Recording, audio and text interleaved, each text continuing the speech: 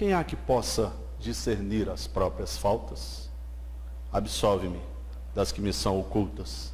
Também da soberba livra ou guarda o teu servo, que ela não me domine, então serei irrepreensível e ficarei livre de grande transgressão. As palavras dos meus lábios e o meditar do meu coração sejam agradáveis na tua presença, Senhor, rocha minha e redentor meu. Essa semana, aliás, no último domingo, quando comecei a estudar esse salmo, eu percebi que esse é um dos salmos mais pregados na atualidade. E quase que eu desisti de pregar, né? Já que é o mais pregado, então vamos deixar para lá, todo mundo já ouviu, né? E provavelmente você já tem ouvido realmente uma pregação a respeito desse salmo. Mas eu já ouvi algumas, várias.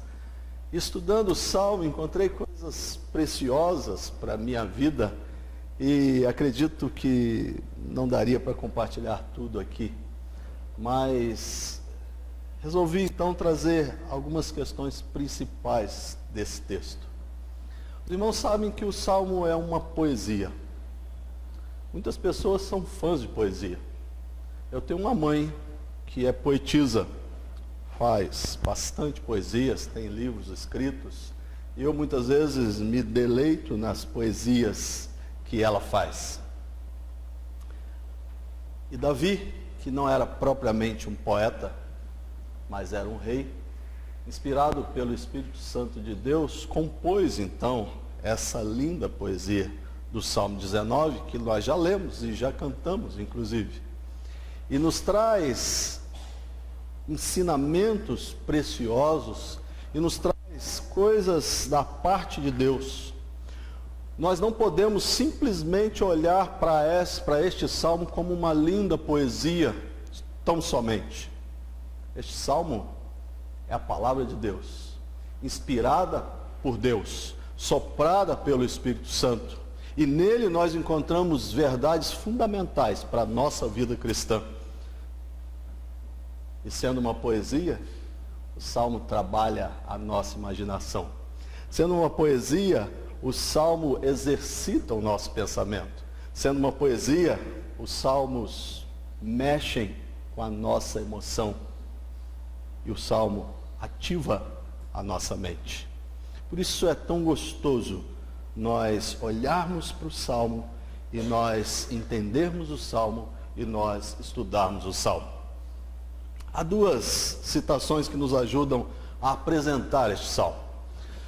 A primeira delas é de um filósofo alemão, Immanuel Kant.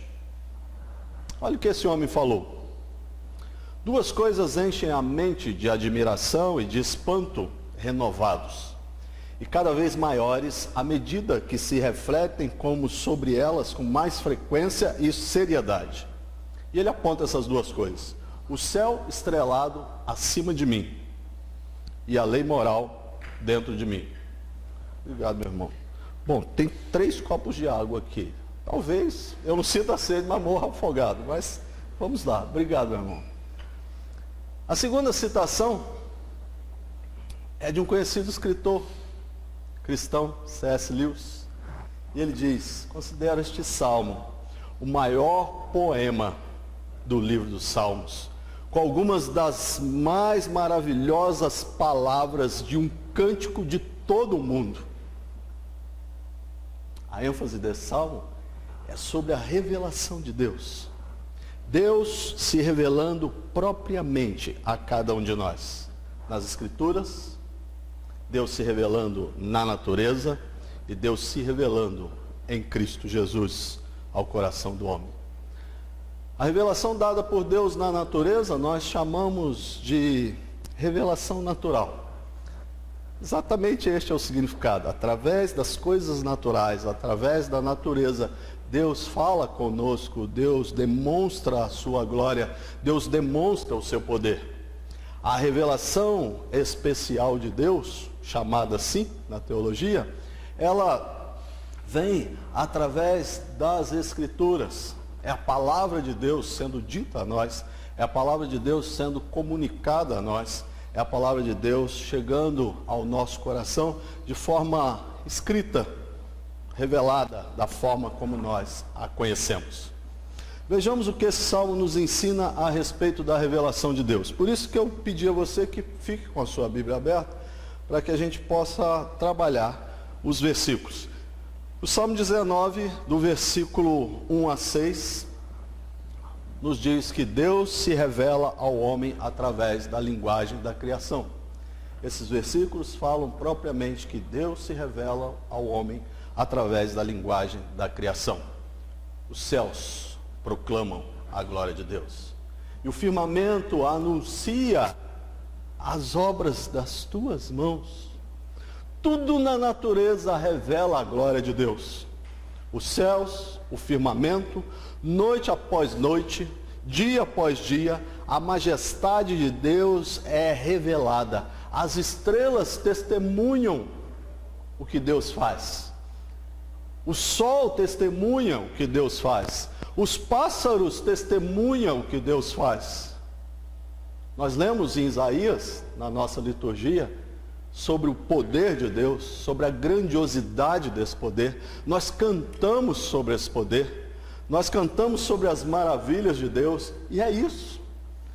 Você já deve ter tido a experiência de estar em algum lugar com bastante natureza e você começar a contemplar esta natureza e Deus começar a falar profundamente ao seu coração. Conheço pessoas que, observando a natureza e a forma de Deus falar, choraram diante desta natureza, diante da beleza da criação. O segundo versículo vai dando prosseguimento ao versículo anterior, quando ele diz: um dia discursa a outro dia, e uma noite revela conhecimento a outra noite. É assim que a natureza vai falando, é assim que a natureza vai se colocando. Quando nós lemos que um dia faz discurso a outro dia, a palavra discurso, ela é literalmente, ou poderia ser literalmente, traduzida como um dia derrama, ou abre fontes a outro dia. Um dia vai fazendo a transição com outro dia. Um dia vai alimentando o outro dia. Uma noite vai alimentando a outra noite. Dia após dia, a mensagem da criação efervesce. A criação não pode conter-se em si mesma. E assim, dia e noite, proclama a glória de Deus. E o texto nos diz que não há linguagem, não há palavras. E dele ou deles não se ouve nenhum som. No entanto, por toda a terra se faz ouvir a sua voz e as suas palavras até os confins do mundo. Apesar do discurso da natureza ser sem palavras, toda a terra ouve esse discurso. A palavra de Deus nos diz que esse discurso e esta declaração, ela vai até ao fim do mundo. Em outra parte do Salmo, ou em outra parte do Salmo que nós lemos, nos revela que vai aos recantos da terra. Não há lugar que essa natureza não fale. Não há lugar que essa natureza não revele a beleza do seu Criador. A voz da criação é uma mensagem universal. A voz da criação é uma mensagem que proclama a glória de Deus. A voz da criação é uma mensagem que anuncia Deus à humanidade. O testemunho nunca se finda. O testemunho é presente, noite e dia, dia e noite. A mensagem é nítida, a mensagem é pungente, a mensagem é urgente, a mensagem fala ao coração. Mas a criação de Deus, como sabemos, não se resume somente aos céus. Davi trabalha um pouco da criação, mas não toda a criação. Também não era o intento dele, ao que parece. Mas a mensagem não se resume somente aos céus, inclui a terra debaixo dos nossos pés, inclui o mundo animal e vegetal, inclui tudo que existe. Aliás, irmãos, muitos cientistas, olhando para a natureza e olhando para o processo da terra, para as ocorrências que acontecem na terra, eles têm admitido que há um design inteligente. Obviamente, eles não admitem que esse designer seja Deus. Realmente a existência da criação implica na existência de um Criador. E a natureza da criação significa que esse Criador teve sabedoria necessária e poder para planejá-la, para concretizar o seu plano, para organizá-la, para mantê-la em funcionamento. E é toda esta beleza que nos desperta. E é toda essa beleza que fala ao nosso coração. Um universo tão complexo requer um Criador. E Ele existe. E esse Criador é o nosso Deus. É o nosso Senhor que fala conosco nesta manhã através da sua palavra.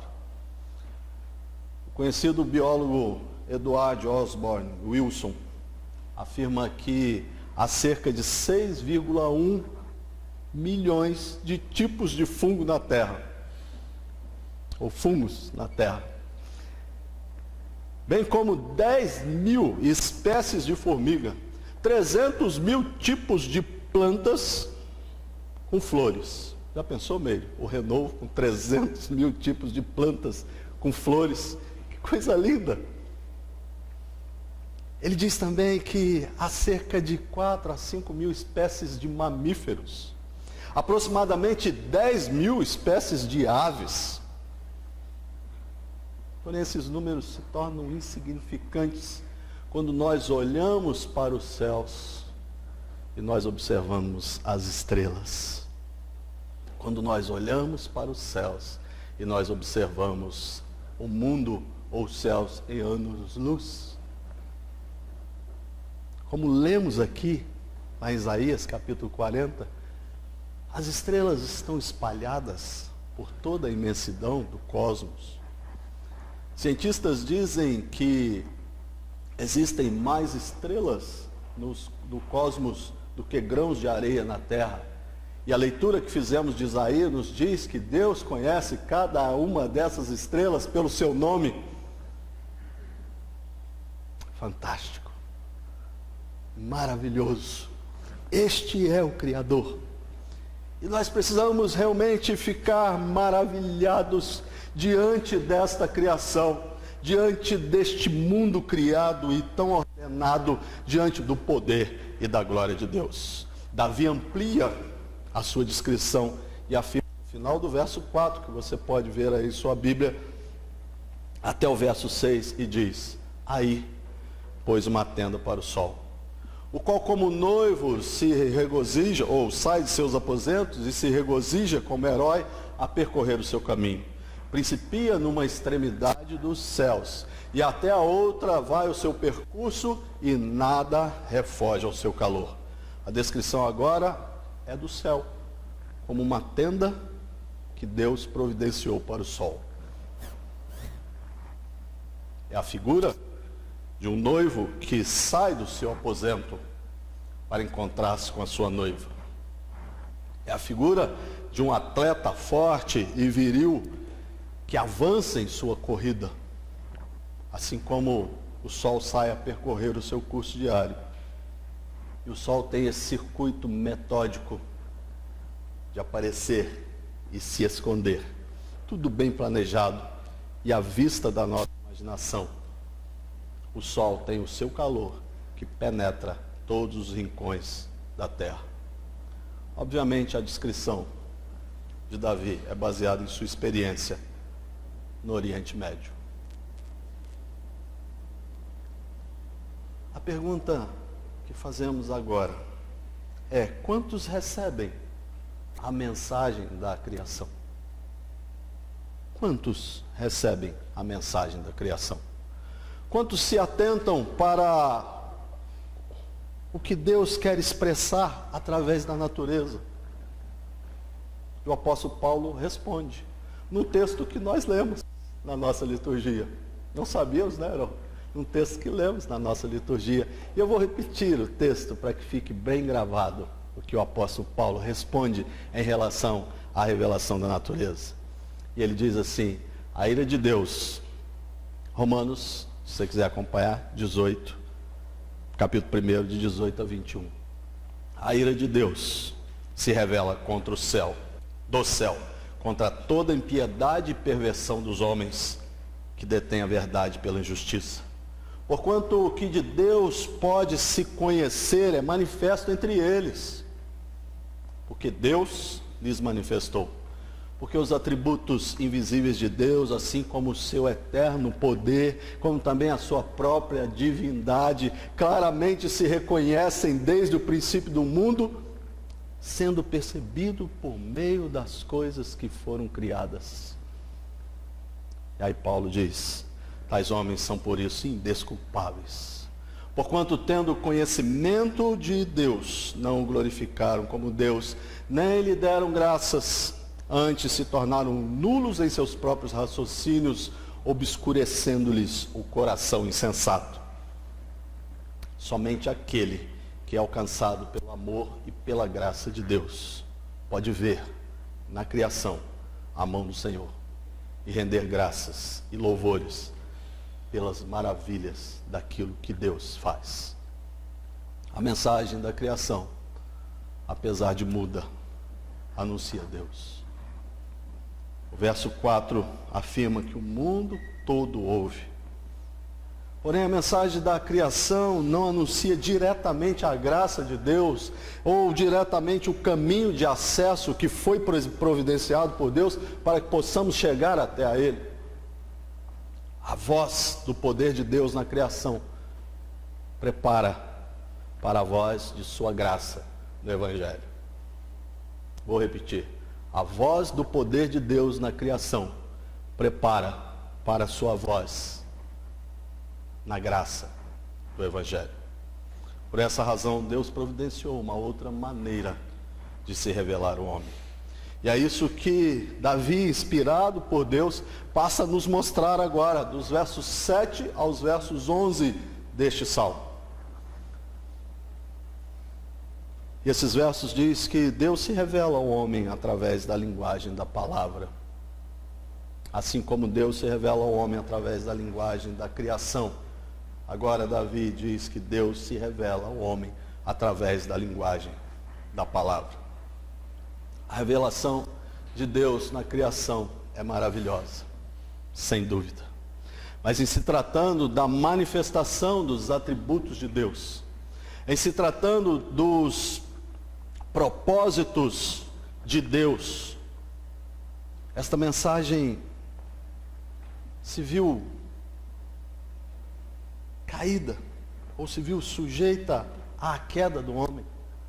Quando o homem cai, a natureza sofre. Quando o homem cai, a criação se vê sujeita à servidão e à futilidade. Por esta razão, nós precisamos de algo que revele mais claramente o caráter desse Deus Todo-Poderoso. Por essa razão, nós precisamos de algo mais impactante, de algo mais claro, de algo mais definitivo. E esse algo é a palavra inspirada por Deus. A linguagem da palavra, como dissemos, é também chamada de revelação especial. É a lei de Deus deixada como testemunho vivo de sua existência. É a lei de Deus deixada como instrução para as nossas vidas. É o manual de Deus. O manual de Deus para o nosso coração. Você certamente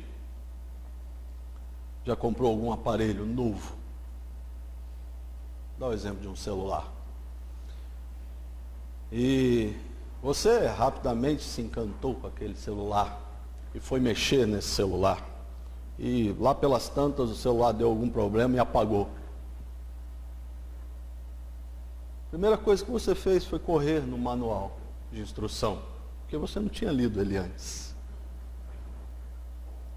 A palavra de Deus é o manual de instrução para a nossa vida.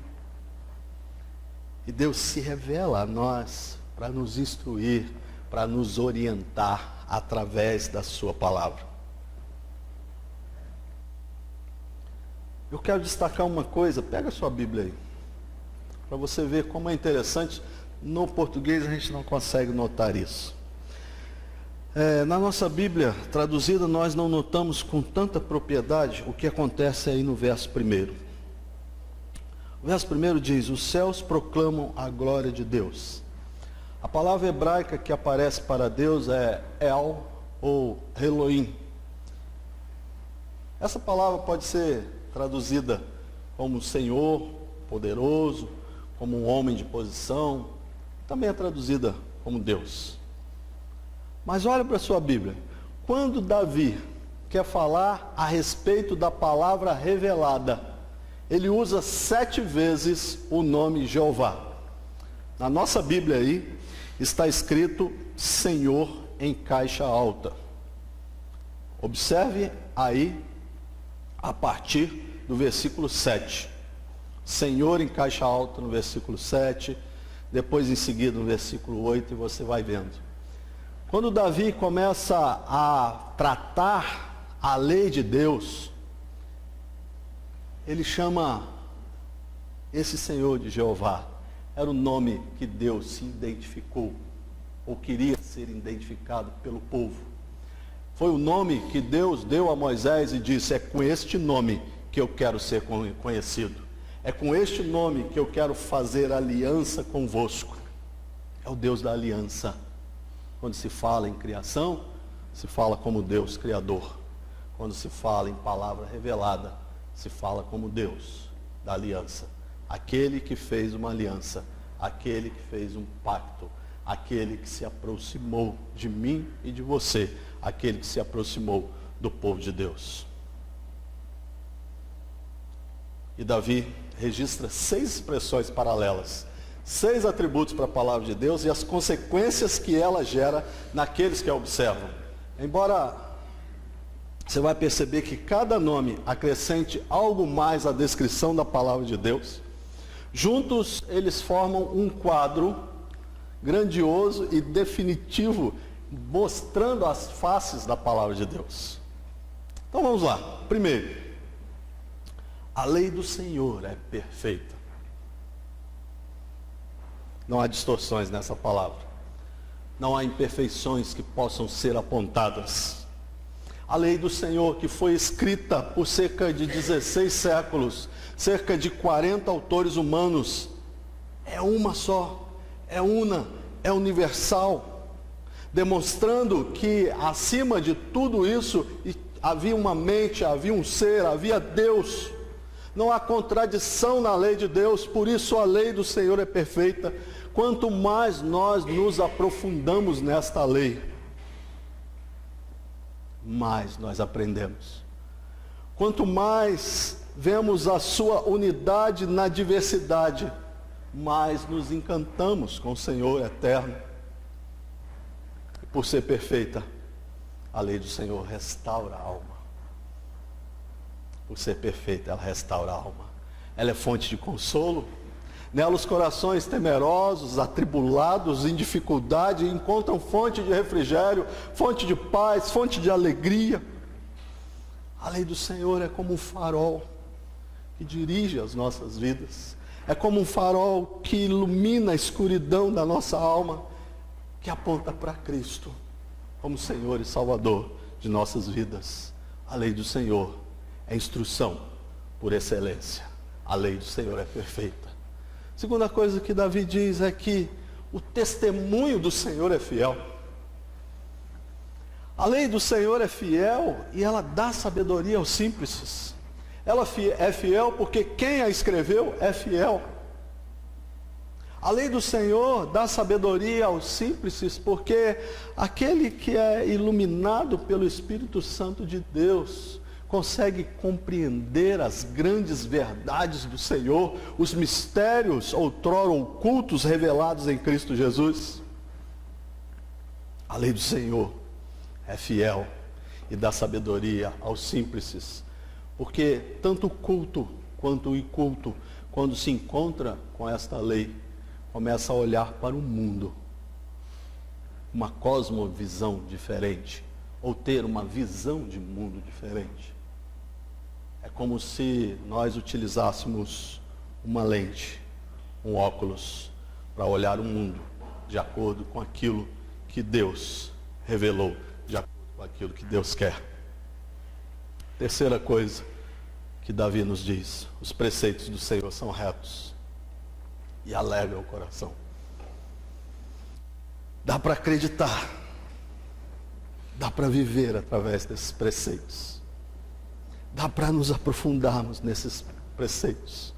Quando estamos em caminhos retos, que são os caminhos de Deus, o que acontece na nossa vida é que há alegria.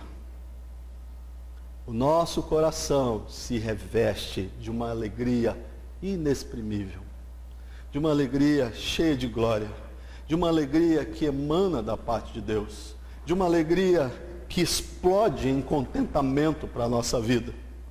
Os preceitos do Senhor são retos e eles alegram o nosso coração. Davi fala mais. Davi fala mais. O mandamento do Senhor é puro, ilumina os olhos. Os que andam errantes veem nela uma luz para clarear o caminho.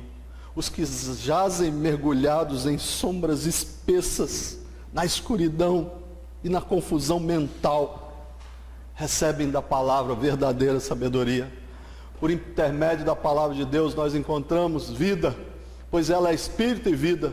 Encontramos libertação, porque Jesus disse: conhecereis a verdade e a verdade vos libertará. Por intermédio da palavra somos sondados por Deus. Através da palavra somos santificados. Jesus, em sua oração, disse: santifica-os na verdade, a tua palavra é a verdade. Davi parece que não se cansa e diz: o temor do Senhor é límpido e permanece para sempre. É interessante a gente ouvir falar desse sinônimo para a palavra de Deus. O temor do Senhor é límpido e permanece para sempre. Trata-se de um nome incomum, é verdade, mas nos exorta que diante da Escritura, diante da palavra, diante da revelação especial de Deus, o verdadeiro estudante da Bíblia deve se aproximar dela com coração humilde e desejoso de aprender, com coração temeroso, porque o temor do Senhor traz maturidade, porque o temor do Senhor nos ensina a andar em caminhos retos, porque o temor do Senhor faz uma espécie de blindagem em nossa vida. Somos blindados contra a corrupção da alma e blindados do desvio dos caminhos do Senhor. Por último, Davi diz: os juízos do Senhor são verdadeiros e todos igualmente justos. Os juízos do Senhor são verdadeiros e todos igualmente justos. A lei é justa. Num tempo de tanta injustiça, num tempo de tantos problemas, nós nos deparamos com uma lei justa. E ela é justa porque procede do justo juiz. O verso 10 e o verso 11 concluem a descrição da lei, demonstrando quão preciosa ela é. Ela é mais valiosa do que o ouro depurado. Veja bem, ela é mais valiosa que o ouro depurado. É mais doce que o mel. Imagine você, para os habitantes do mundo antigo, que não tinham abundância de açúcar como nós temos hoje, O mel era a coisa mais doce que existia. E eles se deleitavam no mel. Expressões semelhantes a estas nós podemos encontrar lá no Salmo 119. Fica de dever de casa. Quando chegar em casa, observe o Salmo 119. E ele vai desdobrando as verdades reveladas da lei que estão aqui no Salmo de número 19. Deus se revela ao homem, por último, através de um Redentor. Deus se revela a nós através da criação. Deus se revela a nós através das Escrituras. Deus se revela a nós no Redentor, em Cristo Jesus.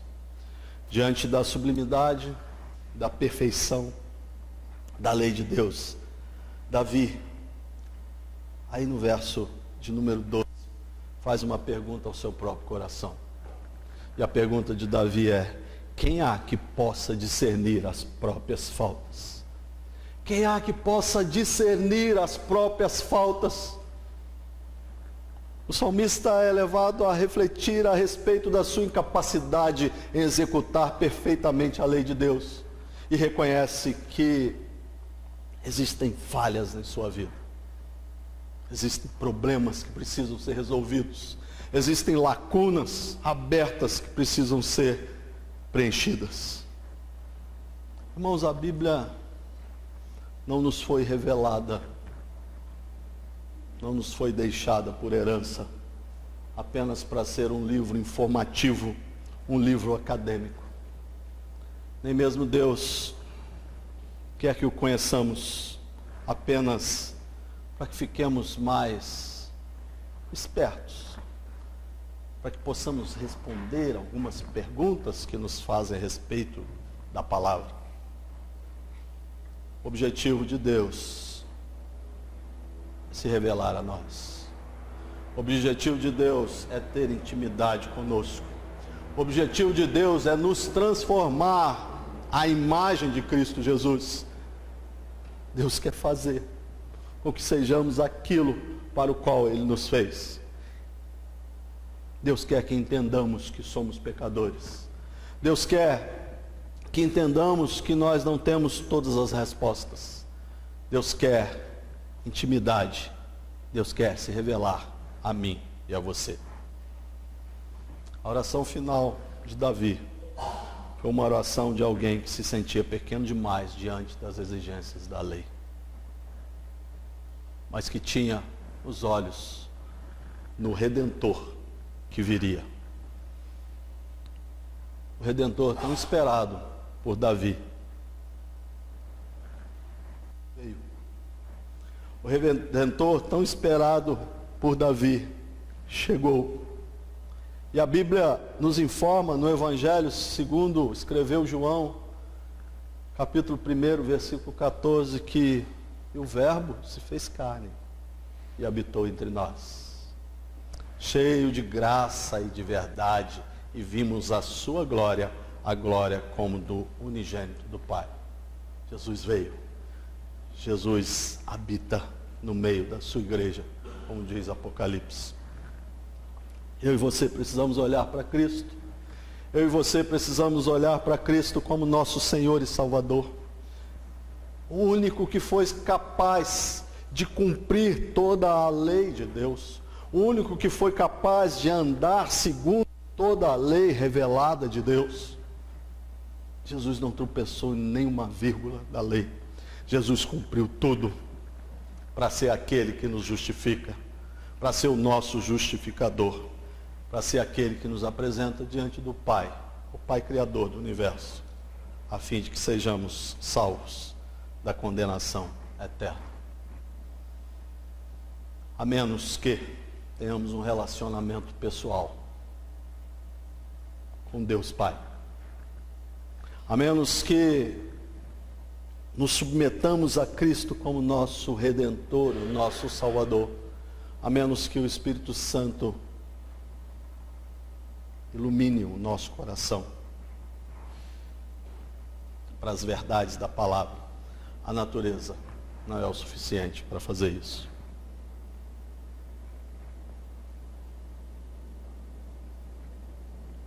Quero concluir pensando com os irmãos. A revelação natural é a revelação feita por Deus através da sua criação. A revelação especial é a revelação feita com Deus através da Bíblia. A revelação sublime é a vinda de Cristo Jesus a nós. Deus fala. Deus fala. Deus está falando. Deus vai continuar falando. Esse é um pressuposto básico do cristianismo. Ele fala e ele se revelou a nós, porque quer ter um relacionamento conosco. Qual tem sido sua postura diante da revelação de Deus? Qual tem sido a sua postura diante da revelação de Deus? Você o ignora? Não conhece ou não o reconhece nas maravilhosas obras da sua mão? Talvez você me responda: não, de forma alguma eu iria ignorar a Deus. De forma alguma eu iria deixar de reconhecer as bênçãos de Deus. E eu diria: parabéns, que bom. Mas existem algumas maneiras pelas quais nós ignoramos ou rejeitamos a revelação do Senhor. Por exemplo, quando não reconhecemos e não o glorificamos por suas obras, ou quando simplesmente nós ignoramos a leitura diária da sua palavra para nos dedicarmos a qualquer outro tipo de relacionamento